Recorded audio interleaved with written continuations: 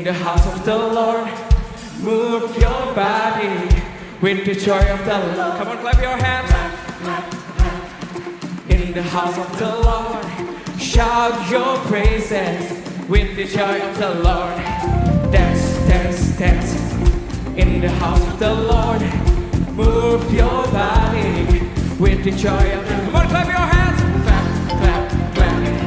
In the house of the Lord, shout your praises with the joy of the Lord. Dance, dance, dance.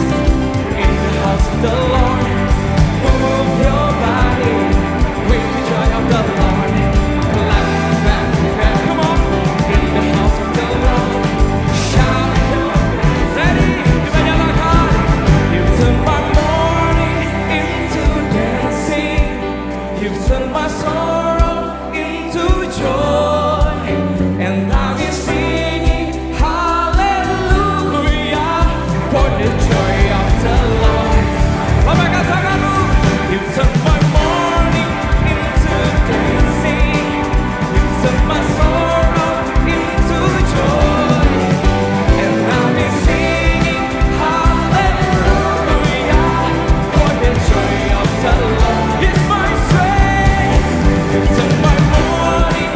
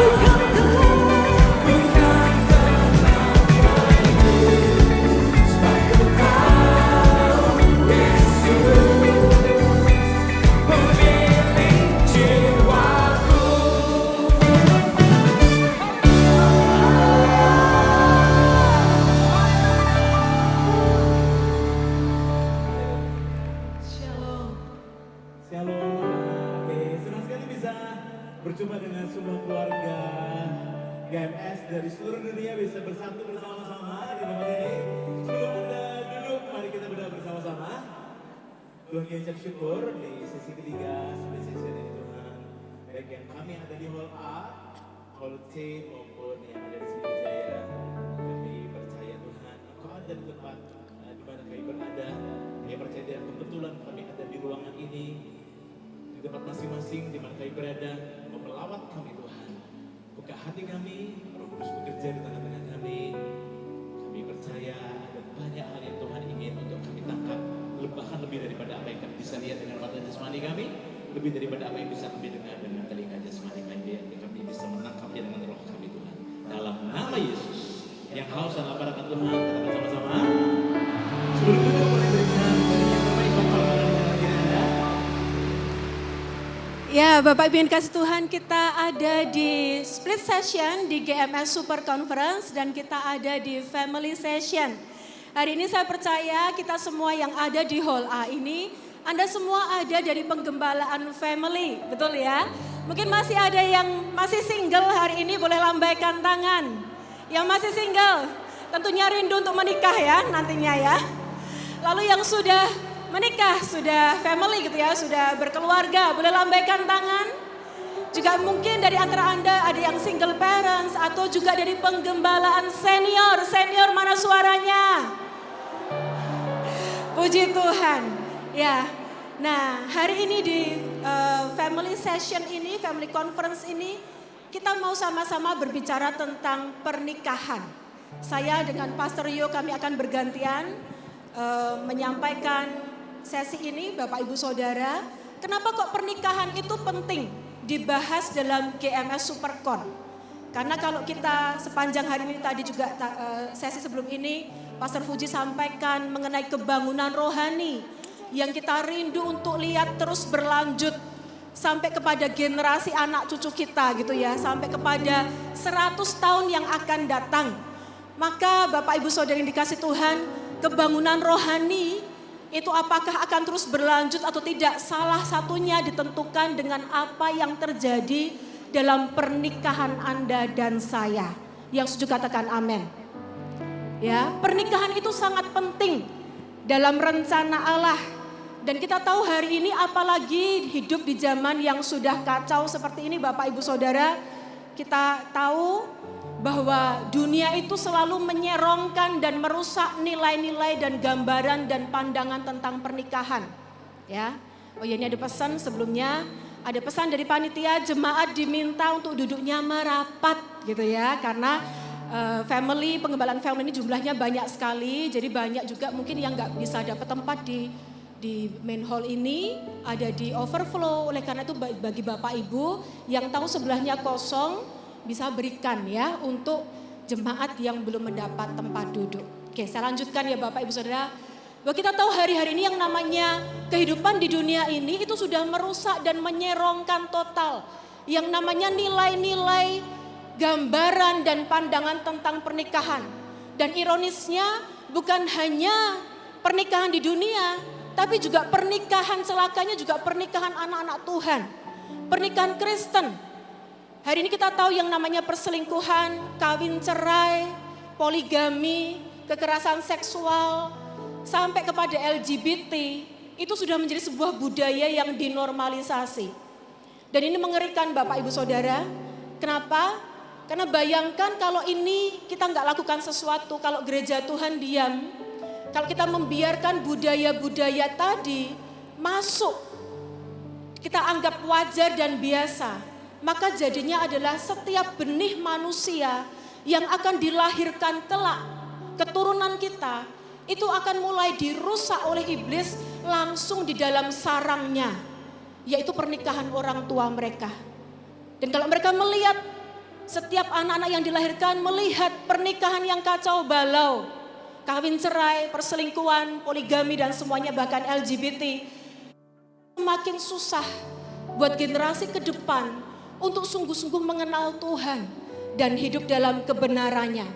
Oleh karena itu hari ini pernikahan menjadi satu topik yang penting untuk dibahas dalam kebangunan rohani, ya. Dan saya berdoa, saya juga sepakat dengan apa yang disampaikan Pastor Fuji tadi, kalau dikatakan ada 7 nilai yang harus dijaga kalau mau GMS tetap GMS sampai 100 tahun ke depan.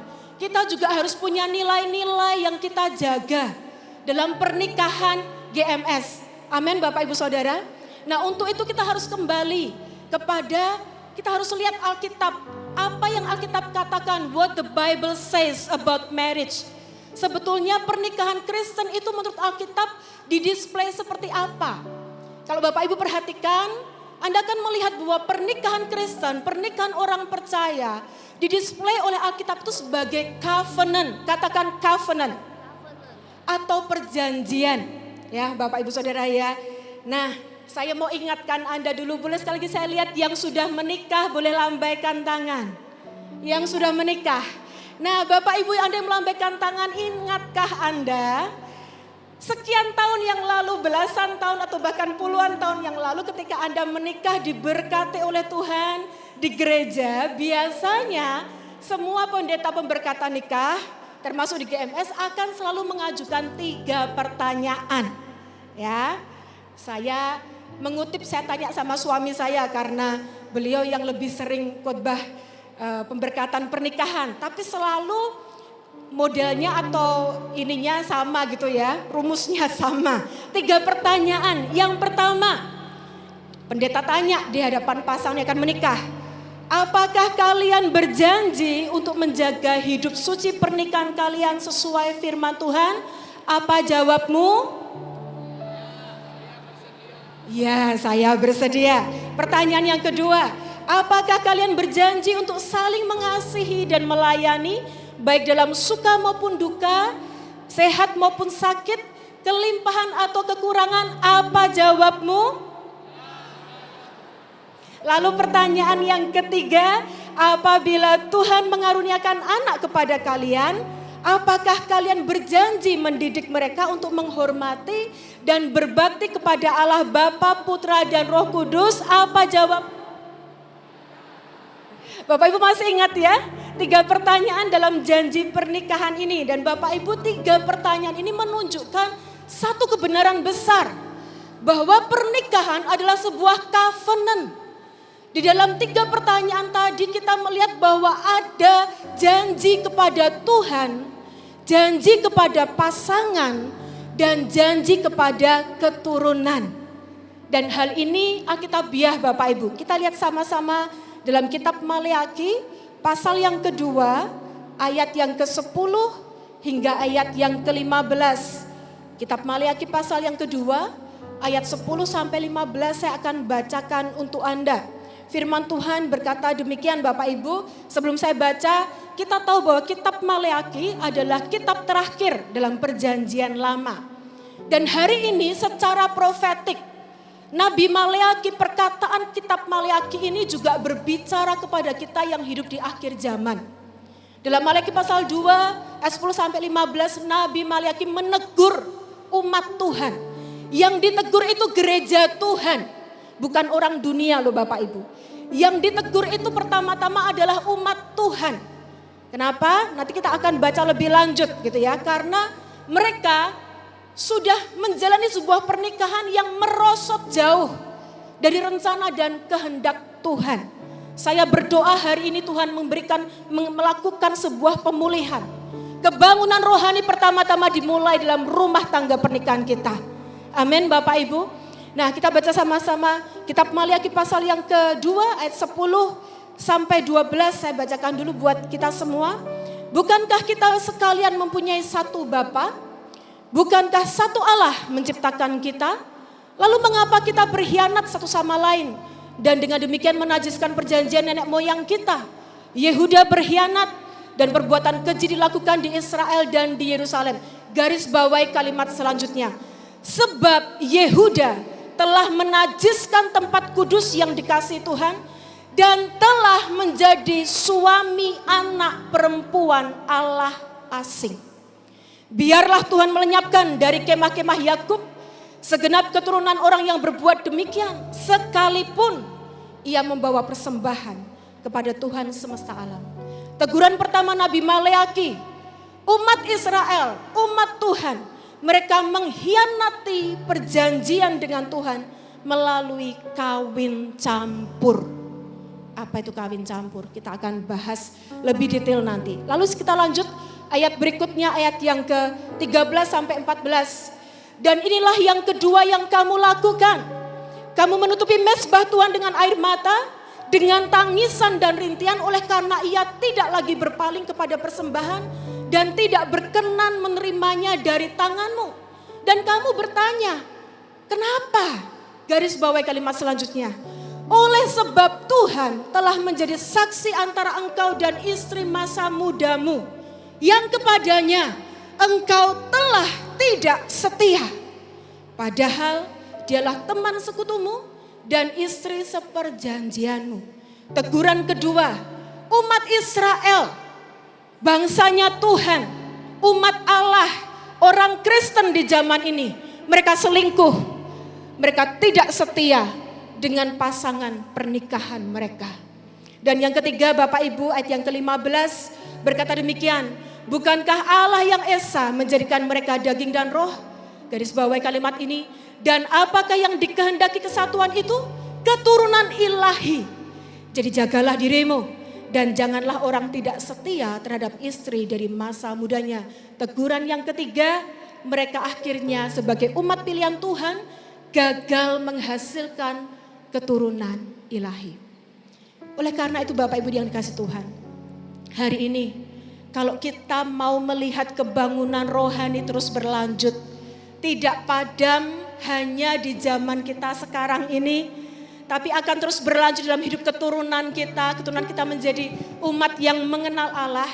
Pertama-tama Anda dan saya harus menegakkan kembali nilai-nilai perjanjian dalam pernikahan kita seperti yang Tuhan tetapkan.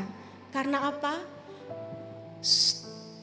Menjaga pernikahan sama dengan menjaga kebangunan rohani. Yang setuju katakan amin.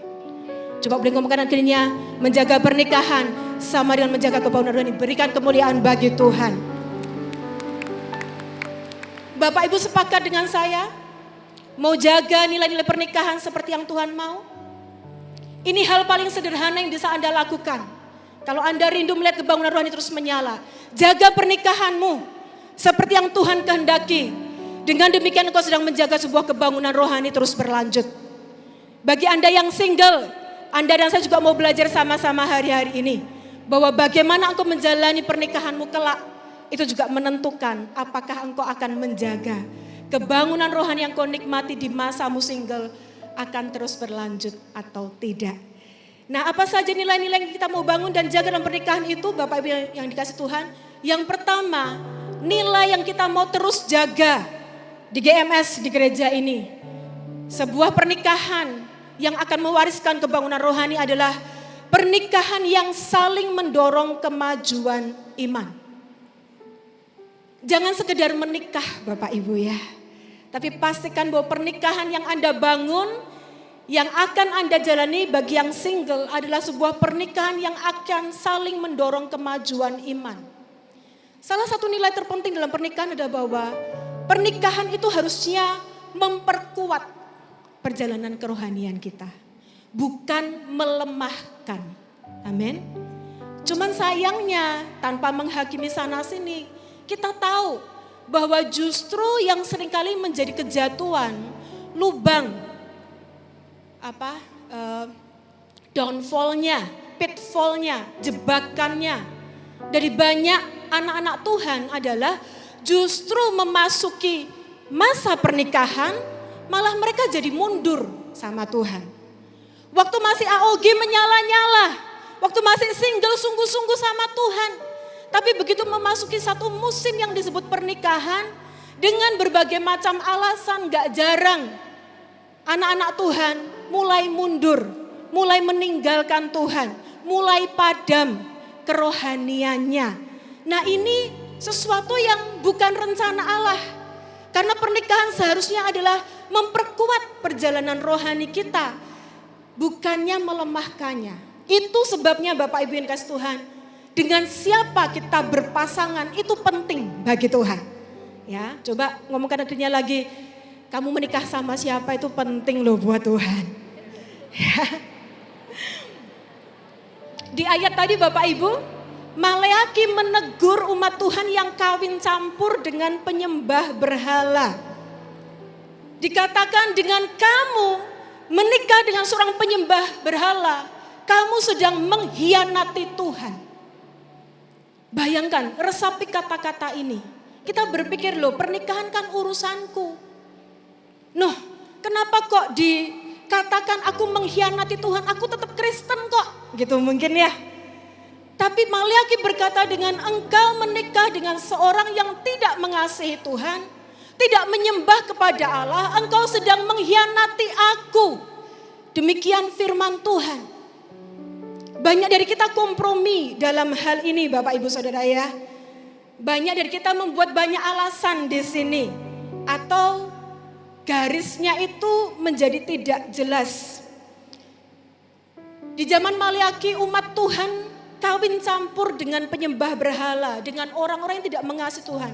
Dan cepat lambat itu mempengaruhi iman mereka. Itu mempengaruhi penyembahan mereka kepada Tuhan. Itu sebabnya dalam 2 Korintus pasal 6 ayat 14, Rasul Paulus berkata demikian. 2 Korintus pasal 6 ayat 14. Janganlah kamu merupakan pasangan yang tidak seimbang dengan orang-orang yang tidak percaya. Kata orang tidak percaya di sini artinya bukan sekedar orang yang beragama lain Bapak Ibu. Tapi orang yang tidak setia kepada Allah. Orang yang tidak beriman, orang yang tidak setia kepada Allah. Sekali lagi, ini bukan sekedar artinya asal sama-sama Kristen.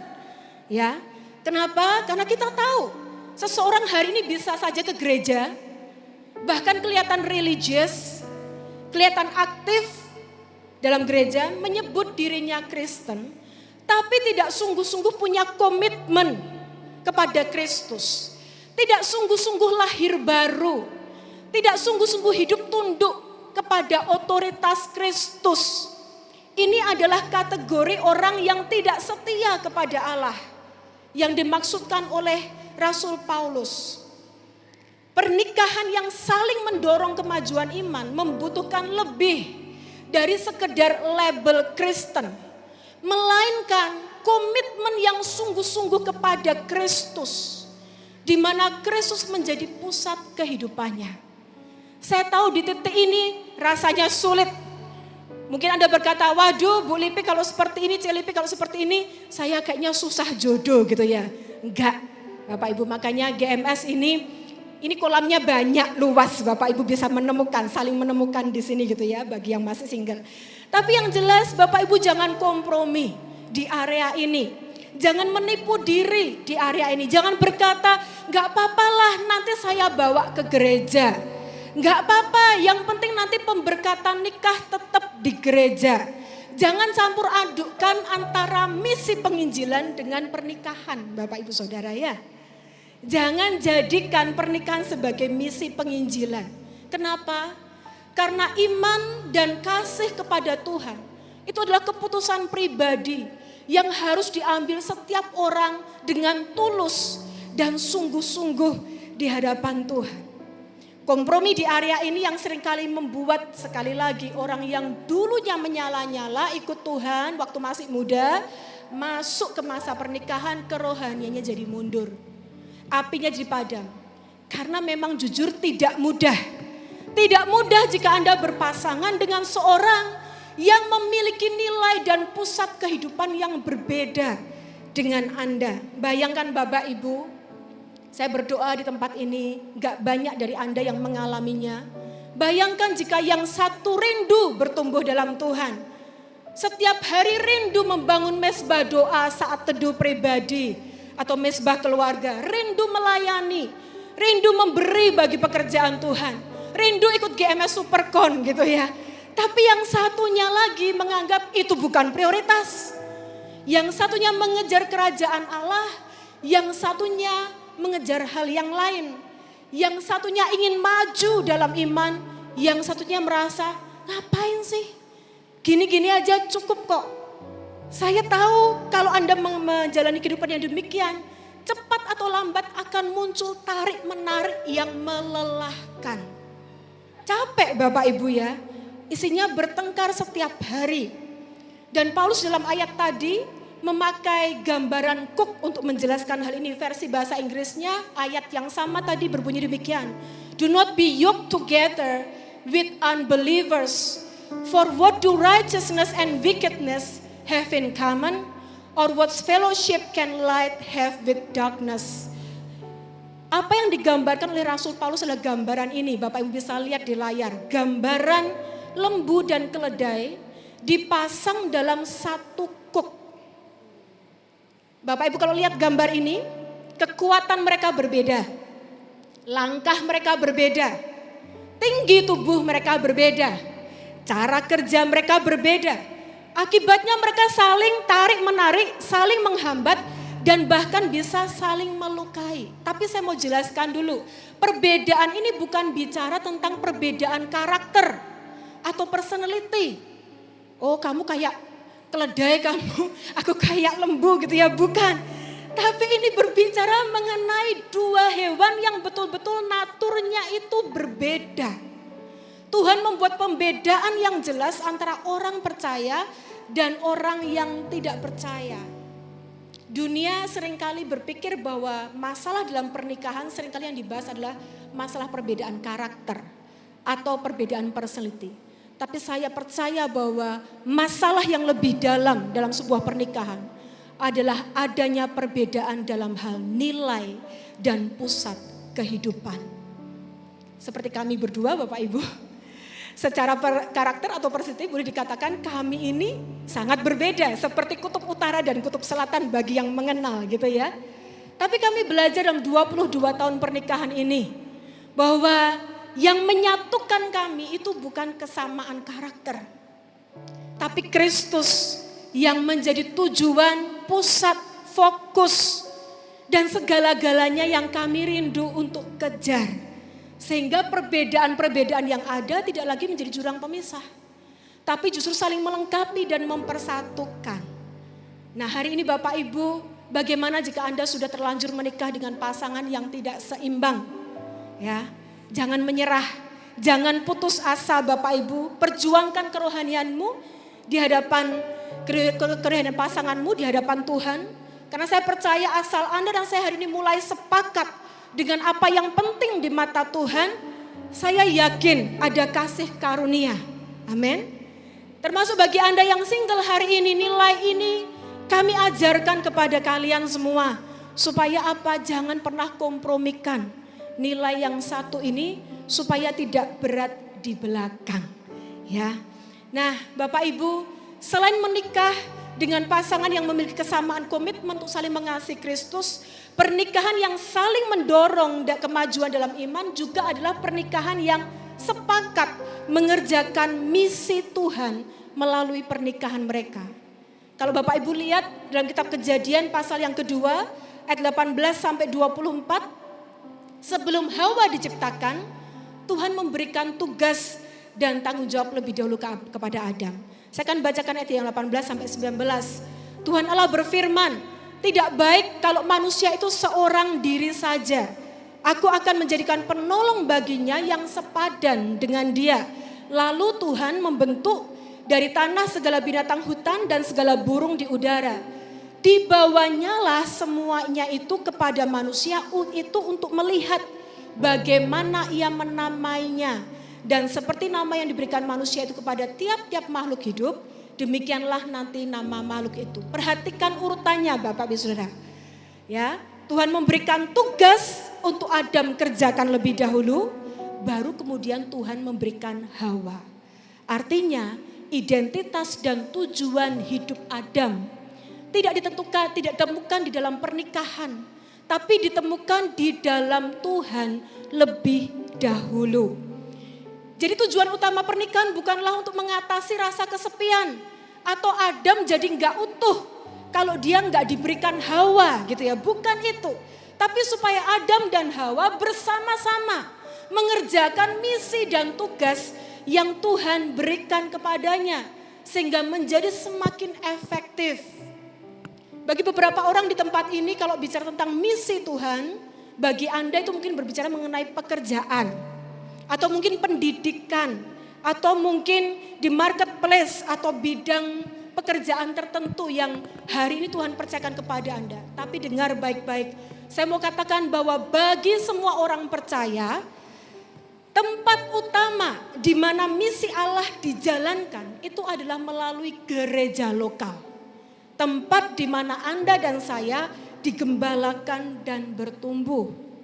Itu sebabnya penting untuk suami istri sama-sama mengerjakan misi Allah di dalam satu gereja lokal yang sama. Yang setuju katakan amin. Pertanyaannya tentu, nah kok gitu Celipi, kok gitu Bu Lipi? Gimana kalau pasangan saya bukan dari GMS? Jadi harus di GMS-kan gitu ya. Wah, gimana kalau pasangan saya dari gereja lain? Bapak Ibu, jika pasangan Anda berjemaat di gereja lain dan sungguh-sungguh bertumbuh, serta mengerjakan misi Allah yang dinyatakan melalui gereja tersebut, maka Anda berdua perlu membangun yang namanya kesepakatan. Gak bisa tetap di dua gereja yang berbeda, itu gak bisa. Nah, pada akhirnya tentunya salah satu harus bersedia untuk mengalah demi kesatuan. Tapi yang terpenting bukan nama gerejanya. Yang terpenting adalah apakah gereja yang Anda pilih bersama itu benar-benar mendorong Anda berdua makin maju dalam iman dan kerohanian Anda dan dalam mengerjakan misinya. Jangan mengambil keputusan berdasarkan kenyamanan. Wah, aku mau cari gereja yang gak terlalu sibuk aja lah. Ambil keputusan berdasarkan pertumbuhan. Amin. Pilih gereja yang mendorong Anda berdua bertumbuh maju. Sebab tujuan pernikahan adalah untuk bertumbuh bersama dan berbuah-buah dalam misinya. Karena itu Bapak Ibu Saudara yang dikasihi Tuhan, pertanyaan penting dalam pernikahan bukan apakah kami cocok, tapi apakah bersama dengan orang ini saya akan semakin setia kepada Tuhan dan semakin menggenapi misinya. Yang kedua yang kita bangun dalam pernikahan kita adalah pernikahan yang sah, kudus, dan setia. Masih dari Maleakhi tadi, ketika poin kita sudah di Maleakhi, poin yang kedua, Maleakhi 2 ayat 14 berkata demikian. Dan kamu bertanya oleh karena apa? Oleh sebab Tuhan telah menjadi saksi antara engkau dan istri masa mudamu, yang kepadanya engkau telah tidak setia, padahal dialah teman sekutumu dan istri seperjanjianmu. Ayat ini berkata di salah satu kalimat dari ayat ini bahwa Tuhan telah menjadi saksi antara engkau dan istri masa mudamu. Sadarkah kita bahwa Tuhan tidak hanya hadir di hari pemberkatan nikah kita. Dia hadir ketika dekorasi sudah diberesin, ketika angpau sudah dihitung, Anda bayar-bayar lunas gitu ya. Ketika Anda mungkin sudah mengembalikan, kalau itu sewa gaun pesta Anda, atau mengembalikan ke lemari baju Anda, jas Anda, gaun pesta Anda. Tuhan hadir dari minggu ke minggu, bulan demi bulan, tahun demi tahun yang Anda jalani. Tuhan itu adalah saksi atas seluruh perjalanan pernikahan kita. Karena pernikahan bukan sekedar kontrak antara dua manusia. Seperti yang tadi Lipi katakan, pernikahan adalah covenant. Perjanjian kudus yang bukan hanya melibatkan pria dan wanita, bukan hanya antara Anda dan pasangan Anda, tapi ada Tuhan sendiri di sana. Dan saya percaya bahwa pernikahan adalah idenya Tuhan. Pernikahan itu sekali lagi adalah idenya Tuhan. Adam itu tidak tahu kalau dia butuh Hawa, makanya Tuhan menciptakan Hawa buat Adam. Pernikahan adalah idenya Tuhan. Kalau pernikahan idenya Tuhan, kita gak boleh sesuka hati mendefinisikan pernikahan menurut pandangan kita sendiri, bukan? Kita harus kembali kepada seperti apa yang firman Tuhan katakan. Pernikahan yang sah, kudus dan setia. Yang pertama, pernikahan yang sah lebih dulu. Mengapa saya perlu membahas ini, Bapak Ibu Saudari? Ada tren yang cukup populer sebenarnya bukan hanya zaman sekarang, tapi dari zaman dulu. Tetapi zaman sekarang, zaman modern ini makin marak pandangan ini gitu ya. Mungkin Anda pernah mendengarnya atau mungkin Anda pernah mendengar teman Anda berkata demikian. Kalau beli mobil saja harus dicoba dulu, test drive dulu gitu ya. Apalagi memilih pasangan hidup. Gak apa-apa kan coba dulu. Sekilas terdengar ini sepertinya masuk akal. Tapi kalau dipikir lebih dalam, perbandingannya itu sangat tidak pas. Karena pasangan hidup kita itu manusia, bukan mobil, betul ya? Mobil adalah benda. Mobil gak punya perasaan, mobil gak punya hati, mobil gak punya jiwa. Tetapi manusia berbeda. Kita punya perasaan gitu ya. Setiap hubungan melibatkan hati, komitmen, dan ikatan yang jauh lebih dalam dari sekedar mencoba apakah cocok atau tidak. Ironisnya, cara pandang dunia ini juga masuk ke dalam kehidupan orang-orang percaya. Cara pandang dunia ini seringkali memperlakukan hubungan seperti sedang mencoba sebuah produk. Jika cocok, ambil. Jika cocok, nikahi. Jika cocok, lanjut. Jika tidak, ya sudah, selesai. Sekali lagi, bukan demikian pernikahan yang kita mau, yang Tuhan mau. Pernikahan adalah covenant, perjanjian kudus yang melibatkan Tuhan sendiri di dalamnya. Pria dan wanita, kita dipanggil untuk hidup bersama sebagai suami istri hanya dalam pernikahan yang sah. Kita percaya bahwa pernikahan adalah berkat dari Tuhan. Karena itu pernikahan dijalani dalam terang. Bukan juga sembunyi-sembunyi. Pernikahan itu diketahui, dihormati dan dirayakan. Bukan hubungan tanpa status. Bukan hidup bersama tanpa ikatan pernikahan. Dulu kita mengenal istilah yang namanya, apa Bapak Ibu? Kumpul kebo. Katanya Pastor Yudi, Buffalo Meeting katanya gitu ya. Kumpul kebo gitu. Sekarang bahasa trennya agak sedikit diperhalus. Kohabitasi. Ya, itu istilah modernnya sekarang. Sama aja sih, itu kumpul kebo gitu ya. Nah, apa yang benar di hadapan Tuhan seharusnya juga dijalani dengan bertanggung jawab di hadapan keluarga. Makanya kalau di GMS itu kalau kita mau mengajukan pernikahan, pasangan itu kan perlu minta berkat dari orang tua, perlu minta tanda tangan persetujuan dari orang tua. Apa yang benar di hadapan Tuhan seharusnya juga dijalani dengan bertanggung jawab di hadapan keluarga, hukum tentunya di mana kita berada, dan juga masyarakat. Nah, Kejadian 2 ayat 24 berkata demikian. Sebab itu seorang laki-laki akan meninggalkan ayahnya dan ibunya dan bersatu dengan istrinya. Sehingga keduanya menjadi satu daging. Dari ayat ini ketika saya baca, di dalamnya itu ada sebuah proses gitu ya sampai ke pernikahan. Ada yang namanya perkenalan, masa pranikah. Makin serius mereka minta restu izin orang tua. Bahkan anak-anak muda kita sebelum mereka memulai melangkah lebih jauh dalam untuk komitmen pacaran, mereka izin dulu ke orang tuanya, itu ya. Nah, apalagi dalam pernikahan, ya tentu diketahui keluarga. Pernikahan pasti juga diketahui oleh tetangga, gitu ya. Masyarakat di mana kita hidup. Ingat perumpamaan tentang 5 gadis bijaksana dan 5 gadis bodoh. Bagaimana perumpamaan itu menggambarkan para wanita yang sedang menantikan kedatangan iring-iringan mempelai pria yang menuju ke rumah mempelai wanita. Artinya apa? Pernikahan itu diketahui, bukan disembunyikan, bukan hubungan tanpa status. Sah di hadapan Tuhan, sah di hadapan hukum, dan juga di hadapan masyarakat. Amin. Kita akan terus jaga ini, amin. Ya. Lalu yang kedua, pernikahan yang kudus. Jadi yang sah, ini yang kudus. Ibrani 13 ayat 4 berkata demikian. Hendaklah kamu semua penuh hormat terhadap perkawinan. Dan janganlah kamu mencemarkan tempat tidur. Sebab orang-orang sundal dan pezina akan dihakimi Allah. Kita percaya bahwa Tuhan ciptakan kita pria dan wanita itu berbeda. Seks adalah pemberian Tuhan yang kudus. Dan hanya diberikan dalam konteks pernikahan yang sah antara laki-laki dan perempuan.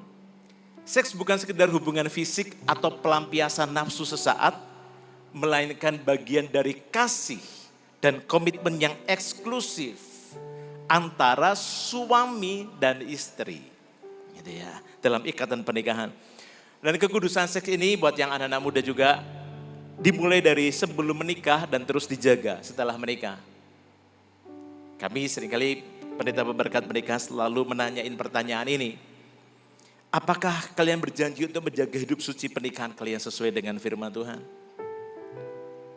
Ya, kalau mau boleh jawab, iya saya bersedia. Itu artinya kita akan terus menjaga kekudusan pernikahan kita dalam perjalanan pernikahan kita. Bahkan sebelum, ya sekali lagi anak-anak muda, ayo terus jaga kekudusan masa mudamu. Yang sudah menikah, ayo juga jaga kekudusan dalam perjalanan pernikahan kita. Beberapa contoh nanti yang bisa menjadi pintu masuk atau kegagalan atau jebakan dalam pernikahan saya akan bagikan kemudian. Tapi di poin ini saya ingin menyampaikan, jika ada dari antara Bapak Ibu, saudara-saudari yang pernah gagal di masa lalu, jalan keluarnya bukan menyembunyikan dosa, tetapi pertobatan yang sungguh-sungguh. Katakan sama-sama pertobatan. 1, 2, 3. Itulah jalan keluarnya. Karena Allah rindu membangun fondasi yang benar bagi sebuah pernikahan. Yang berikutnya, pernikahan yang setia. Sekali lagi yang sah, kudus, dan setia. Kembali ke Maliaki pasal 2 ayat 14. Maliaki menyebut istri sebagai teman sekutumu. Istri seperjanjianmu. Jadi pernikahan itu bukan hanya tentang cinta. Pernikahan juga bicara tentang yang namanya kesetiaan. Dan Amsal 3 ayat 3 berkata dengan sangat jelas. Amsal 3 ayat 3. Janganlah kiranya kasih dan setia meninggalkan engkau. Kalungkanlah itu pada lehermu, tuliskanlah itu pada loh hatimu. Dikatakan, janganlah kiranya kasih dan setia meninggalkan engkau. Dikasih tanda seru lagi di situ. Ya, ada sangat ditekankan di situ, kasih dan setia. Sekali lagi pernikahan di dalamnya harus ada unsur yang namanya kasih dan setia. Karena jika hanya kasih tanpa kesetiaan, itu hanya emosi. Tapi kesetiaan saja tanpa kasih di dalamnya, itu hanya sebagai kewajiban. Tuhan menghendaki keduanya ada dalam pernikahan yang kita jalani atau yang akan kita jalani ke depan, yaitu kasih dan setia. Pernikahan Kristen adalah hubungannya eksklusif, satu pria, satu wanita yang saling mengasihi, menghormati, dan setia seumur hidup satu dengan yang lain. Tuhan tidak merancang adanya orang ketiga di dalam pernikahan kita, dalam hubungan itu. Dan Bapak Ibu, kita tetap percaya bahwa pernikahan di GMS adalah monogami, betul ya? Amin.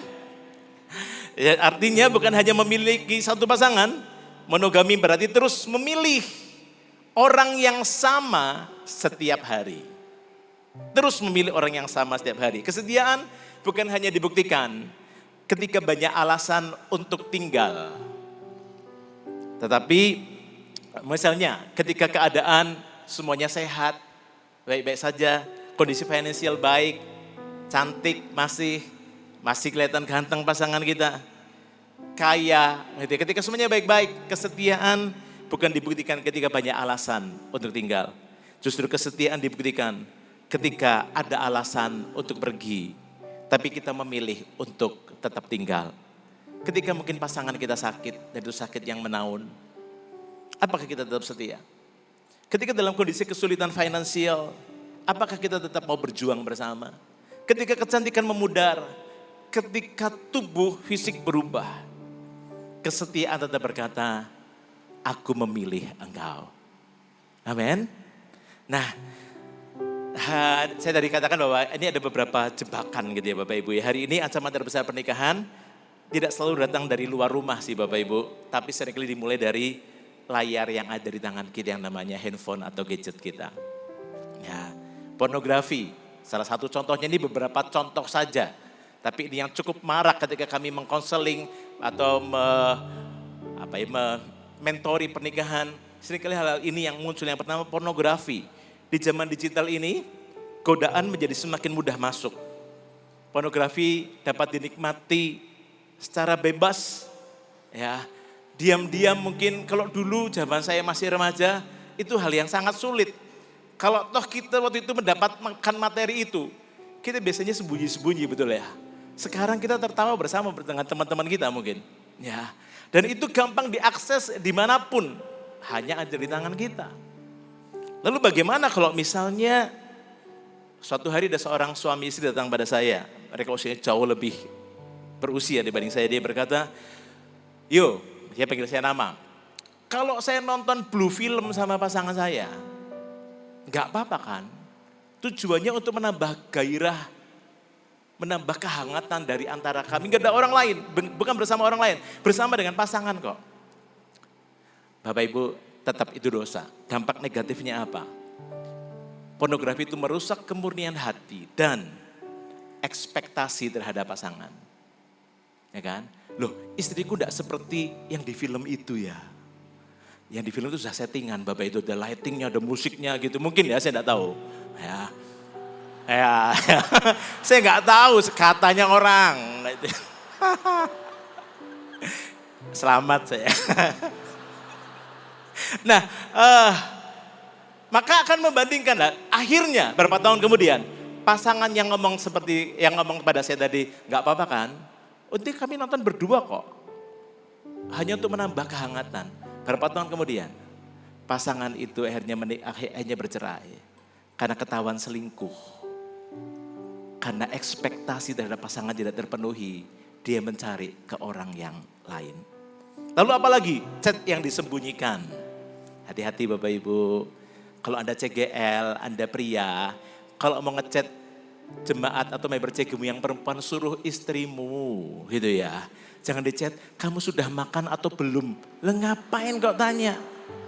Ya kan? Istrimu yang tanya gitu ya. Baju kamu tadi waktu ketemu di gereja bagus loh. Itu nggak perlu Bapak Ibu. Ya Bapak-bapak ya jelas. Ya. Nah, chat yang disembunyikan. Nah, menurut saya baik kalau Anda tidak pasang password. Kalau Anda pasang password di handphone Anda, di aplikasi Anda, istri Anda harus tahu. Amin. Bahkan saya tahu seorang hamba Tuhan yang cukup terkenal, dia pakai aplikasi tertentu dan dia bukan hanya izinkan istrinya, tapi rekan pelayanannya yang sesama pria untuk bisa memonitor sebagai rekan akuntabilitas apa saja yang dia browsing dalam handphonenya dia. Itu menolong rekan akuntabilitas itu, terutama pasangan hidupmu. Lalu apalagi? Emotional affair. Menjaga kekudusan pernikahan bukan hanya berarti tidak melakukan perselingkuhan secara fisik.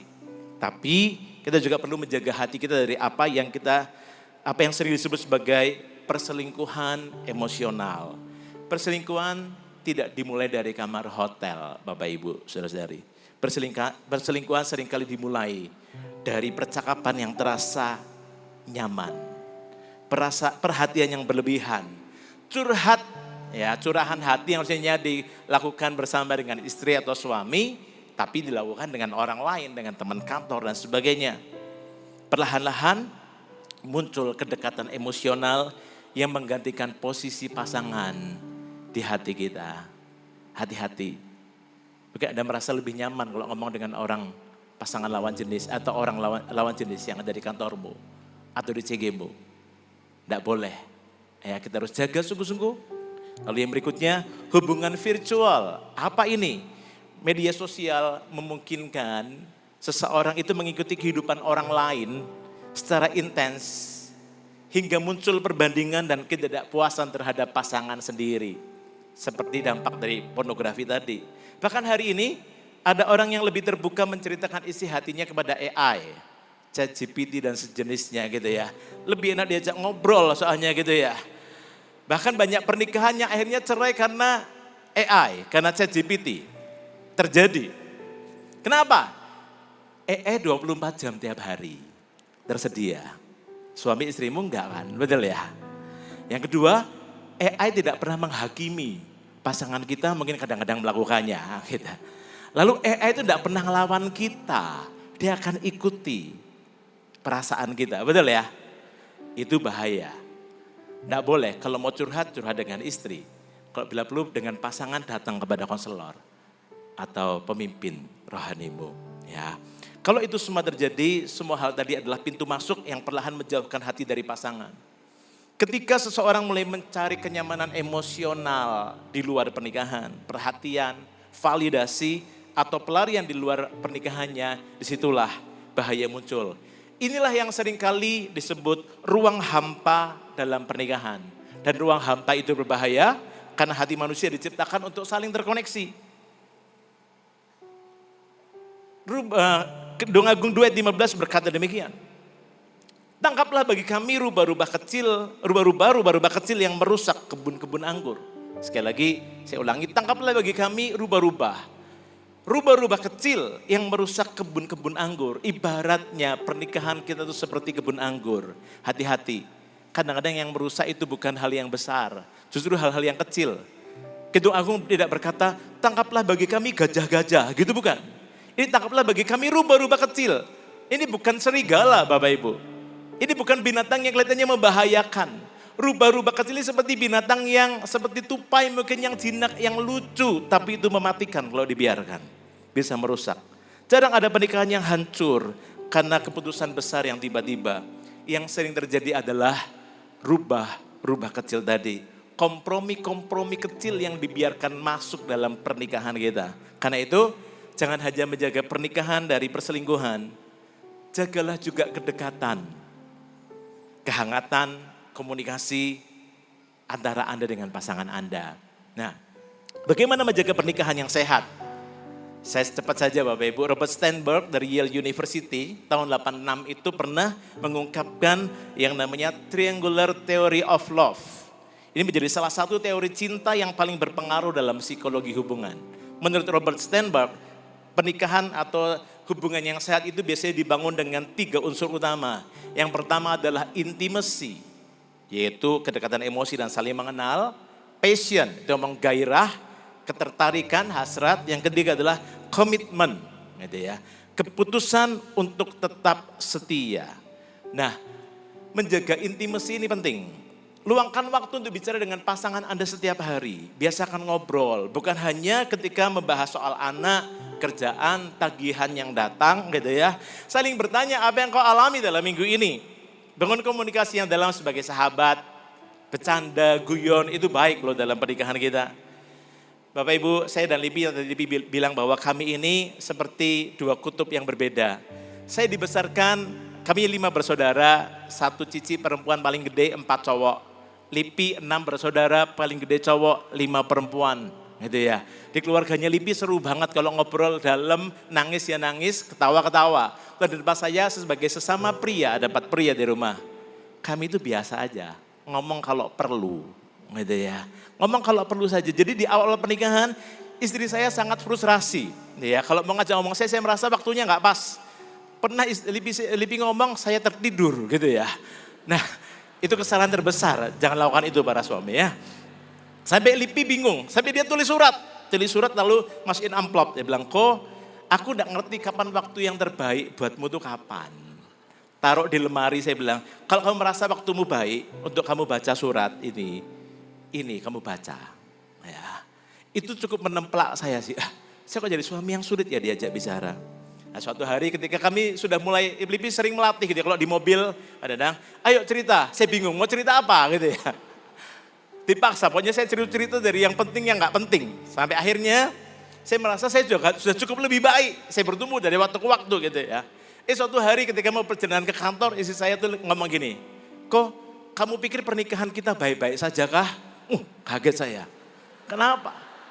Gak ada hal yang besar, masalah ada, tapi kan biasa, lumrah. Tidak ada hal yang besar. Saya pikir mau minta apa lagi? Apa sih yang kurang dari saya nggak bersyukur punya suami kayak saya kah? Gitu ya. Oh, rupanya istri saya mengajak saya untuk komunikasi lebih dalam. Berbagi hati, berbagi pemikiran. Apalagi waktu itu anak-anak masuk masa bertumbuh makin gede, masuk masa pre-puber. Yang perlu kita diskusi sama-sama untuk parenting. Jadi dia ngajak saya untuk masuk lebih dalam untuk berkomunikasi lebih baik. Lalu apalagi intimasi dibangun lewat apa? Belajar mendengarkan tanpa menghakimi dulu. Kenapa kok Tuhan kasih kita 2 telinga dan 1 mulut? Ayo. Lalu ada ayat yang bilang, hendaklah engkau cepat mendengar, lambat berkata-kata. Betul ya? Nah makanya lebih sering dengar dulu. Jangan ngomong dulu gitu ya. Jangan ngekat pembicaraan. Dengar dulu. Coba kita pahami perasaannya dan sebagainya. Lalu berdoa bersama itu juga menjaga kedekatan, intimasi. Lakukan aktivitas yang menyenangkan bersama. Jalan-jalan bareng, kuliner bareng, olahraga bareng dan sebagainya. Lalu yang kedua menjaga passion atau gairah. Anda mungkin bisa lakukan hal yang praktis, date night bersama. Ada pasangan yang saya tahu tanggal jadian mereka 18 Juli 2022 misalnya gitu ya. By the way itu tanggal jadiannya kami. Gitu. Pasangan itu bukan kami tapi setiap tanggal 18 itu selalu lakukan date night bersama-sama. Itu hal yang bagus sih Bapak Ibu. Ya. Pergi makan berdua, berlibur bersama, berpegangan tangan. Ya. Penting loh Bapak Ibu, pelukan itu penting dengan istri kita ya Bapak Ibu. Ya. Seorang terapis keluarga Virginia Satir berkata demikian. Kita membutuhkan 4 pelukan sehari untuk bertahan hidup. Itu rasa aman. Kita membutuhkan 8 pelukan sehari untuk menjaga kesehatan dan kestabilan emosi. Kita membutuhkan 12 pelukan sehari untuk bertumbuh dan berkembang. Jadi sering-seringlah peluk pasanganmu. Atau peluk anakmu. Ini bukan hanya ngomong soal suami istri juga ya Bapak Ibu. Ini penting. Lalu berikan pujian, menjaga kehidupan seksual juga untuk tetap sehat. Nah ini penting, jangan berhenti untuk memikat pasanganmu. Jangan pakai daster terus kalau di rumah gitu ya, roll-rollan dan sebagainya. Pikat pasanganmu seperti dulu sebelum Anda jadian. Ya. Sekalipun sudah jadi milikmu, tetap jaga gairahmu kepada pasanganmu. Lalu menjaga komitmen. Mengingat kembali sih, praktisnya adalah mengingat kembali janji yang pernah diucapkan di hadapan Tuhan. Menjaga batasan dengan lawan jenis, tetapkan batasan. Jangan suka pegang-pegang, gitu ya. Lalu menolak segala bentuk perselingkuhan fisik maupun emosional yang tadi saya jelaskan. Seandainya Anda sedang bergumul, carilah pertolongan dan akuntabilitas sebelum masalah menjadi lebih besar. Yang ketiga Bapak Ibu, di sini aja yang jangan rubuh. Yang ketiga adalah pernikahan yang mewariskan iman kepada generasi berikutnya. Maliaki pasal 2 ayat 15 berkata, dan apakah yang dikehendaki kesatuan itu? Keturunan ilahi. Pada akhirnya Tuhan tidak sekedar memikirkan tentang pasangan, tapi Tuhan memikirkan tentang generasi. Tujuan akhir pernikahan itu bukan sekedar memiliki sebuah keluarga yang hangat, rumah yang nyaman Bapak Ibu ya, tetapi membangun generasi yang takut akan Tuhan, yang mengenal Tuhan. Tapi hati-hati kalau saya bicara seperti ini, disclaimer-nya adalah bukan berarti kemudian anak menjadi fokus dan pusat kehidupan orang tua segala-galanya. Anak penting, tapi Kristus tetap tidak boleh tergeser dari pusat kehidupan keluarga. Banyak orang tua terjebak di sini. Karena mereka begitu mengasihi anak mereka, lalu semuanya dicurahkan untuk anak mereka tulus sih. Mereka mengasihi anak dengan tulus. Tapi tanpa sadar pusat kehidupan dari keluarga mereka mulai bergeser. Kristus enggak lagi jadi yang utama. Nah Bapak Ibu dalam hal ini bahaya. Ya, karena tujuan parenting bukan sekedar membesarkan seorang anak yang sukses menurut ukuran dunia. Tapi tujuan parenting adalah membentuk murid Kristus. Nanti sesi berikutnya Pastor Yudi akan membahas lebih banyak tentang parenting. Tapi kami mau berbagi sedikit bagaimana keturunan ilahi itu dibentuk. Bagaimana seorang anak mulai belajar mengenal Tuhan melalui kehidupan orang tuanya. Bapak Ibu seringkali di sini orang tua berpikir ya nanti dicarikan sekolah Kristen yang bagus. Atau ya udah dibawa ke Eagle Kids ya. Atau pelayanan gitu ya.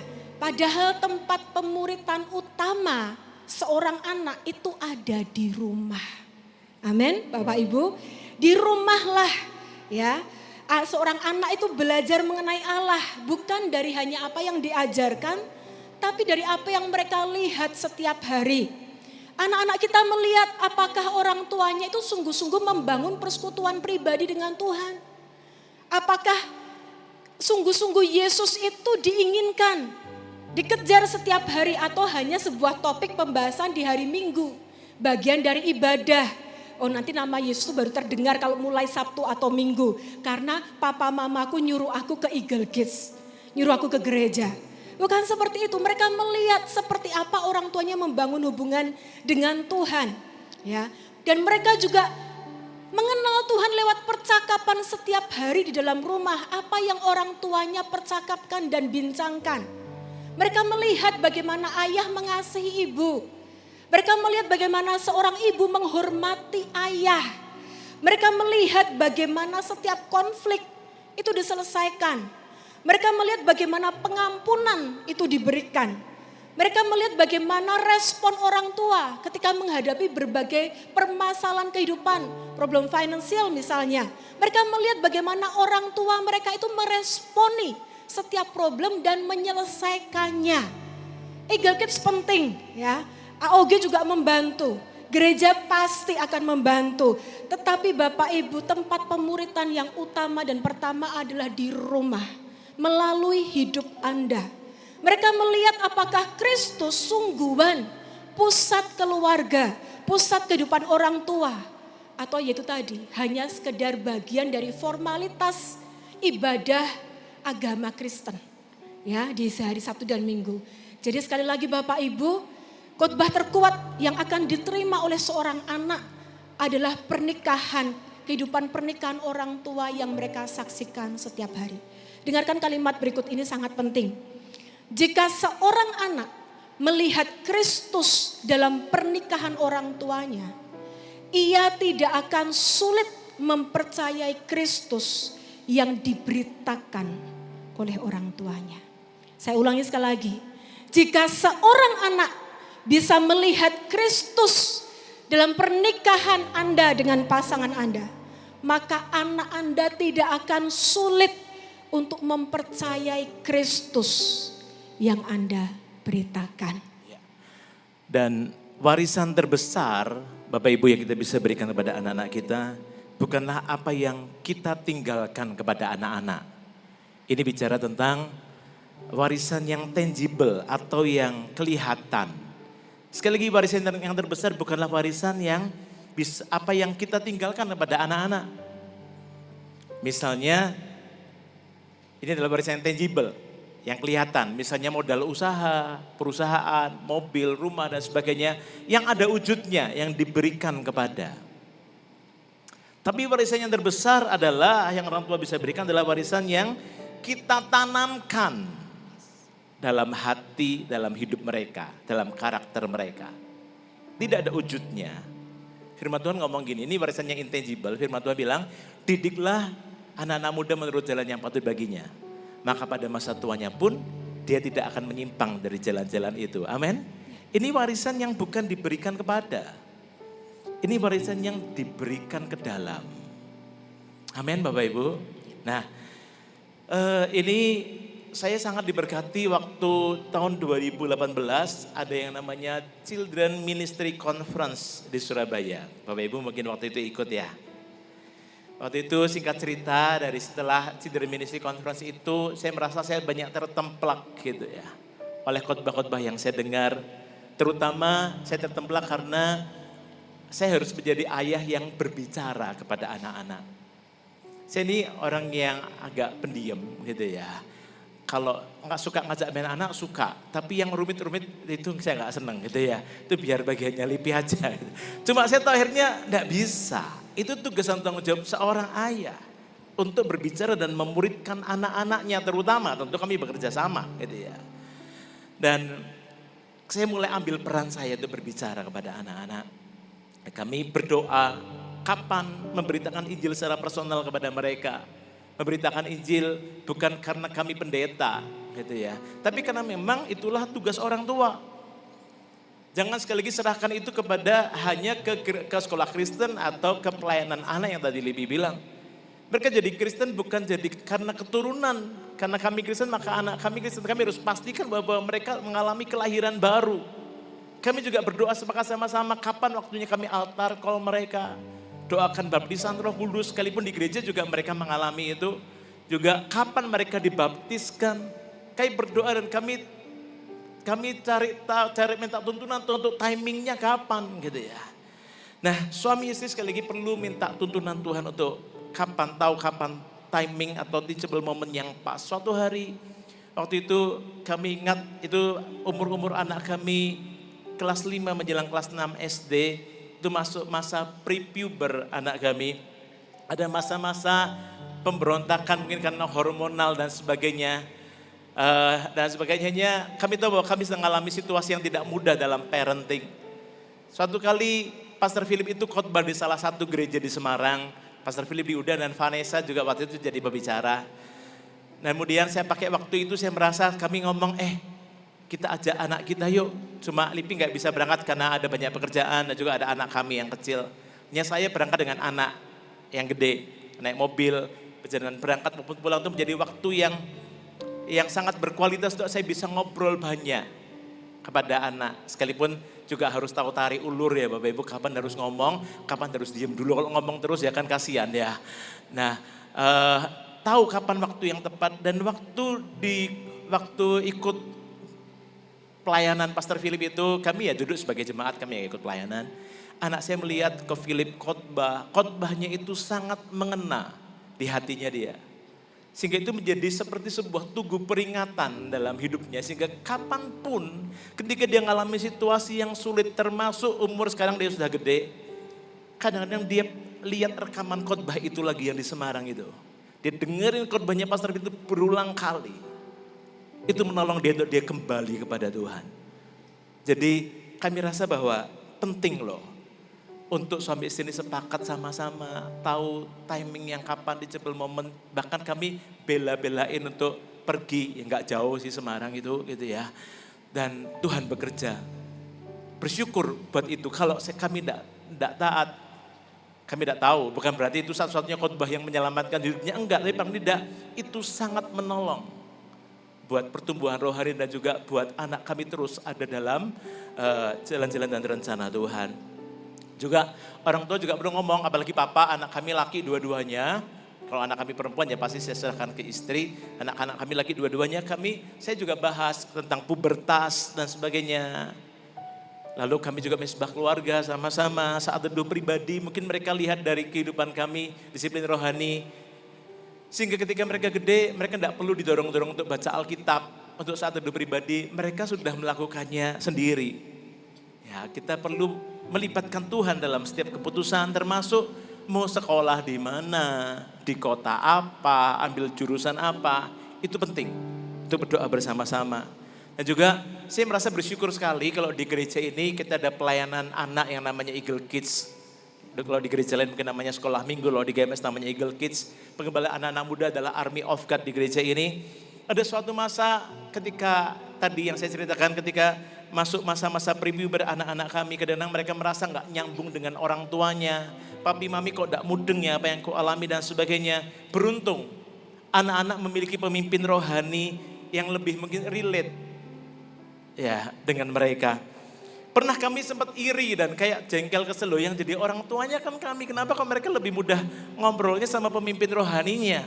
Tapi setelah kami sadari, tapi puji Tuhan loh, daripada mereka tanya ke orang yang salah, mereka menjadi partner kita untuk mendidik anak-anak kami juga. Itu menolong kami.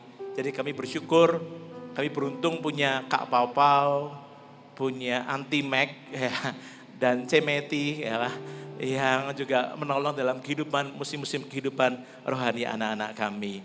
Lalu Ulangan 6 ayat 5-7 berkata demikian, kasihlah Tuhan Allahmu dengan segenap hatimu. Haruslah engkau mengajarkannya berulang-ulang kepada anak-anakmu. Kami ingin menutup session ini dengan berkata bahwa pernikahan yang sehat itu penting. Atmosfer rumah yang penuh dengan kasih sayang juga penting. Tapi Tuhan manggil kita lebih daripada itu. Tuhan mempercayakan anak-anak kepada kita agar kita membawa mereka mengenal dan mulai membangun komitmen mereka dengan Tuhan. Disinilah banyak orang tua seringkali kehilangan fokus. Ya, kita sibuk menyiapkan masa depan anak di dunia, tapi lupa mempersiapkan mereka untuk hidup bersama dengan Tuhan. Banyak orang tua mungkin tidak lupa bertanya, bagaimana sekolahmu, bagaimana nilai ujianmu, bagaimana semesteranmu, gitu ya. Itu penting. Tapi juga jangan lupa bertanya, bagaimana hubunganmu dengan Tuhan? Apa yang sedang Tuhan kerjakan dalam hidupmu hari-hari ini? Apa yang Papa Mama bisa doakan untukmu? Filipus, seorang diaken pemberita Injil, Kisah Rasul 21 ayat 8-9 berkata demikian. Pada keesokan harinya kami berangkat dari situ dan tiba di Kaisarea. Kami masuk ke rumah Filipus pemberita Injil itu, yaitu satu dari ke-7 orang yang dibeli di Yerusalem, dia diaken itu. Dan kami tinggal di rumahnya. Perhatikan kalimat terakhir. Filipus mempunyai 4 anak darah yang beroleh karunia untuk bernubuat. Nah Bapak Ibu Saudari, kitab ini ditulis oleh Lukas. Menulis tentang Filipus itu Bertahun-tahun kemudian setelah kebangunan rohani Samaria, di mana Filipus si penginjil itu menjadi tokoh kebangunan rohani di sana. Tapi yang dicatat oleh Lukas bukan lagi kebangunan rohani di Samaria. Yang dicatat adalah Filipus mempunyai 4 anak perempuan yang bernubuat. Apa artinya? Yang diingat adalah keluarganya, keluarga Filipus ini. Rumahnya menjadi tempat di mana Roh Kudus bekerja. Imannya diwariskan kepada generasi berikutnya, kepada anak-anaknya. Dan itu adalah warisan yang luar biasa. Dari sini kita tahu bahwa Filipus dan istrinya memuridkan anak-anaknya. 3 nilai Bapak Ibu dalam pernikahan yang harus kita bangun jika kita mau melihat kebangunan rohani terus berlanjut dalam hidup keturunan kita. Yang pertama apa? Pernikahan yang saling mendorong kemajuan iman. Yang kedua adalah pernikahan yang sah, kudus dan setia. Yang ketiga pernikahan yang mewariskan iman kepada generasi berikutnya. Bapak Ibu, setiap pernikahan kita sedang menampilkan sesuatu. Ada pernikahan yang menampilkan ego, ada pernikahan yang menampilkan kompromi, ada pernikahan yang menampilkan luka bahkan ya. Tetapi Tuhan merancangkan agar pernikahan kita menampilkan kasih Kristus kepada jemaat. Ketika suami istri hidup dalam covenant dengan Tuhan, ketika mereka memilih kasih dan kesetiaan, ketika mereka mewariskan iman kepada generasi berikutnya, maka dunia tidak lagi melihat sebuah keluarga. Dunia melihat Injil yang hidup. Marriage is love on display. Amin Bapak Ibu. Apa yang sedang ditampilkan oleh pernikahan kita? Apakah pernikahan Anda dan saya menampilkan Kristus? Ataukah sesuatu yang lain? Teguran Nabi Maleaki kepada bangsa Israel tadi membawa sebuah janji.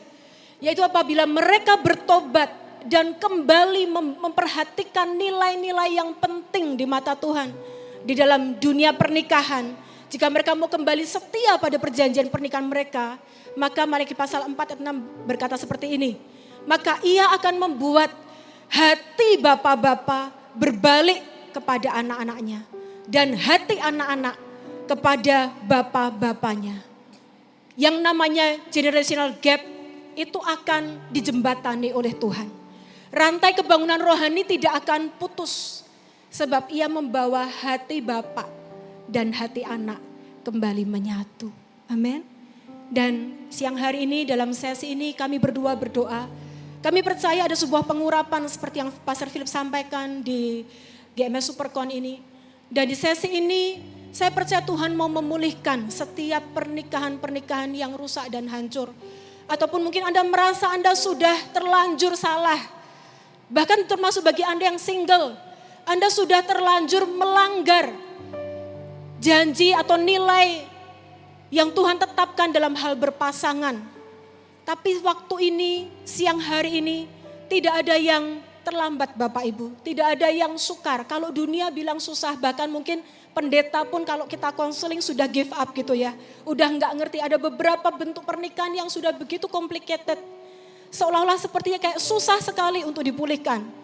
Tapi kita percaya hari ini, ketika pengurapan Tuhan turun, asal kita ini membawa hati yang sungguh-sungguh bertobat dan mau berbalik. Hati yang hancur hati, tidak ada yang mustahil bagi Tuhan. Amin Bapak Ibu. Saya undang kita semua untuk bangkit berdiri. Kebangunan rohani dimulai dari rumah Anda. Dari pernikahan Anda. Ada 2 hal yang kami doakan, kami mintakan di sesi ini. Yang pertama adalah urapan pemulihan. Yang kedua adalah urapan untuk membangun pernikahan. Tapi sebelum sesuatu dibangun lebih dahulu Bapak Ibu, Tuhan mau memulihkan terlebih dahulu. Oleh karena itu, sementara kita menyanyikan lagu ini, saya mau mengundang Anda. Buang segala gengsi dan malu, karena ini adalah waktu yang Tuhan janjikan. Saya yakin di mana dia mendapati ada hati yang hancur, penuh dengan penyesalan. Tidak ada kata terlambat, tidak ada sesuatu yang terlalu rusak. Bahkan perkara-perkara yang mustahil menurut dunia, Tuhan sanggup lakukan, Tuhan sanggup pulihkan. Hari ini jika Anda bergumul dengan kehidupan rumah tangga Anda, atau Anda yang single, Anda menyadari bahwa Anda sudah salah langkah, Anda pernah salah jalur, ini waktunya untuk kembali kepada Tuhan. Saya mau dorong Anda untuk sementara lagu ini dinyanyikan, Anda bisa maju ke depan ini. Maka kami para hamba-hamba Tuhan akan mendoakan Anda. Ini waktu yang Tuhan janjikan. anugerahnya dicurahkan. Mari datang apa adanya. Kalau kau bergumul dengan pernikahanmu hari ini, kalau kau bergumul dengan kehidupanmu di masa lalu, biarkan hari ini lewat pengurapan yang Tuhan akan curahkan, setiap belenggu intimidasi, setiap hal-hal di masa lalu itu akan dihancurkan. Kita minta kasih karunia Tuhan. Anda bisa keluar tempat duduk Anda bisa maju ke depan. Amin. Anugerahnya dicurahkan, Roh-Nya hidup dalam kita, jadikan hidup. Para pesta dan para pendoa bisa langsung mendoakan. Kasih Tuhan kami minta ya Tuhan, pulihkan setiap keluarga umat-Mu. Kami meresponi firman Tuhan seperti pada waktu dulu ketika Nabi Maliaki menyampaikan teguran. Umat Tuhan meresponinya. Ampuni kami kalau kami telah tidak setia kepada Tuhan. Ampuni kami kalau kami telah salah membuat keputusan, salah memilih, salah melangkah. Ampuni kami kalau kami tidak setia, kalau kami hidup sama seperti orang dunia dan tidak setia dengan pasangan perjanjian kami. Ampuni kami kalau kami gagal menjadi orang tua yang Engkau perintahkan untuk mendidik anak-anak kami dalam keturunan yang kudus. Geraba. Curahkan urapan-Mu ya Tuhan. Apa yang mustahil, apa yang sukar menurut dunia, itu mungkin bagimu. Engkau mau memulihkan setiap pernikahan. Tidak ada kata terlambat. Kami percaya saat kami meresponi Tuhan, Allah sanggup dan Allah mau memulihkan pernikahan kami. Tidak peduli sehancur apapun itu, sekomplikated apapun itu. Anugerah Tuhan tersedia. Anugerah Tuhan tersedia. Anugerah Tuhan tersedia bagi rumah tanggamu. Anugerah Tuhan tersedia. Pemulihan Tuhan tersedia bagi keluargamu. Kasih Tuhan. Tuhan memulihkan. Syagraba. Kami meminta kebangunan rohani dimulai dari rumah tangga pernikahan kami. Kami meminta kebangunan rohani Tuhan terjaga di setiap rumah-rumah keluarga umat-Mu. Dalam nama Yesus Tuhan. Segalanya kasih Tuhan. Ini waktu-Mu Tuhan. Ini waktu yang Kau janjikan. Pulihkan keluarga umat. Pulihkan keluarga jemaat. Pulihkan keluarga umat-Mu. Kami responi firman-Mu. Kami kembali kepada perjanjian yang Tuhan tetapkan. Kami kembali kepada Allah kami. Kami kembali kepada pasangan kami Tuhan. Kami kembali komitmen kepada keturunan kami. Syagraba.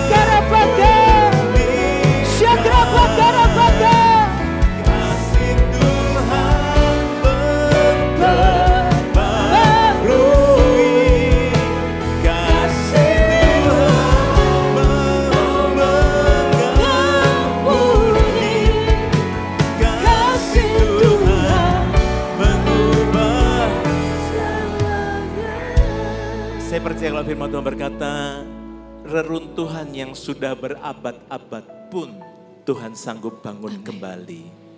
Pernikahan atau kehidupan yang paling parah sekalipun, Tuhan sanggup menata ulang kembali. Dia ahlinya. Juga pada sore hari ini, saya ingin menantang para single yang ada di tempat ini. Untuk maukah kalian menjadi anak-anak muda yang tidak kompromikan nilai-nilai kebenaran dalam membangun hubungan atau untuk menikah. Cari pasangan yang mendorong untuk maju.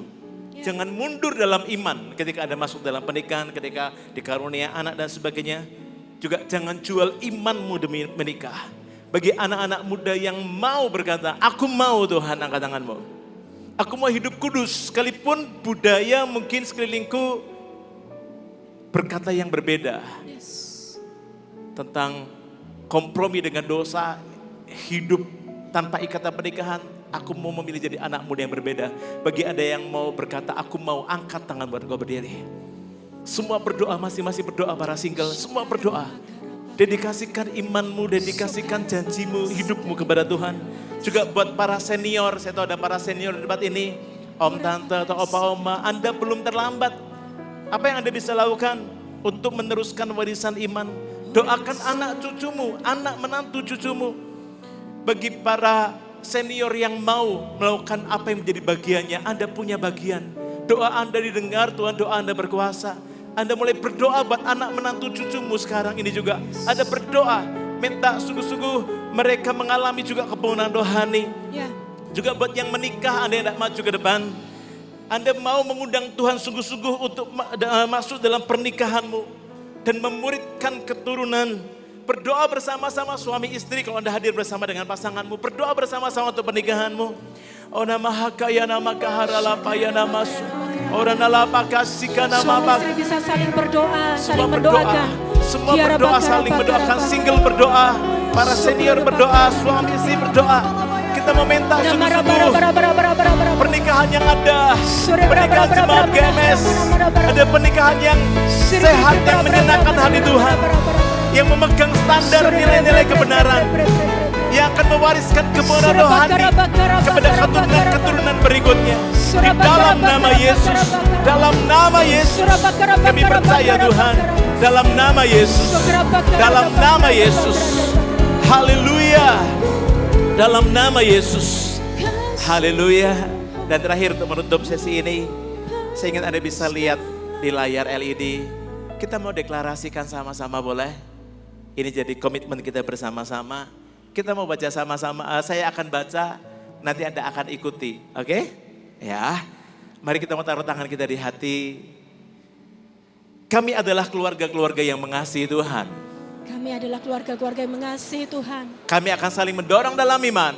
Kami akan saling mendorong dalam iman. Kami akan menjaga pernikahan yang sah, kudus, dan setia. Kami akan menjaga pernikahan yang sah, kudus, dan setia. Kami akan mewariskan iman kepada anak-anak dan generasi berikutnya. Kami akan mewariskan iman kepada anak-anak dan generasi berikutnya. Dan melalui keluarga kami, kebenaran rohani akan terus berlanjut dari generasi ke generasi. Kebangunan rohani akan terus berlanjut dari generasi ke generasi. Yang percaya katakan sama-sama.